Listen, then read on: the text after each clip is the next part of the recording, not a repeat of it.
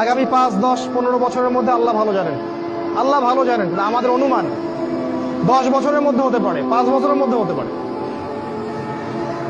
নবীজি বলেছেন এই সময়, এই যুদ্ধের শেষের দিকে আল্লাহ পাক মুসলিমদের ত্রাণকর্তা হিসেবে একজনকে পাঠাবেন, যার নাম হবে ইমামুল মাহদি, যিনি মদিনা থেকে আসবেন।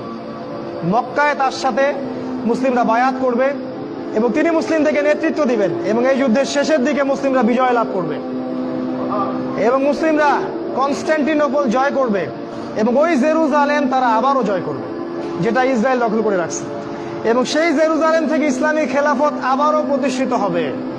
নবীজি বলেছেন একটা কাঁচা বাড়ি, একটা পাকা বাড়ি বাদ থাকবে না যেখানে ইসলামের কালিমা চলে যাবে না। পৃথিবীর জনসংখ্যা কমে আসবে, এখন 800 কোটি দেখছেন, সামনে হয়ে যাবে দেখবেন 200 কোটি, 100 কোটি। 1 ভাগ মানুষ মহামারীতে মারা যাবে, হাদিসে এসেছে। 1 ভাগ মানুষ দুর্ভিক্ষে মারা যাবে, আর 1 ভাগ মানুষ এই মালহামায় মারা যাবে। অল্প কিছু মানুষ বেঁচে থাকবে।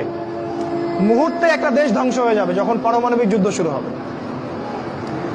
আমরা তো এখনো স্বপ্ন দেখছি 2050, 60, 3000 বছরে, তাই না? দেখেন সামনে কি হয়, অপেক্ষা করতে থাকেন। এরপর খেলাফা কায়েম হবে।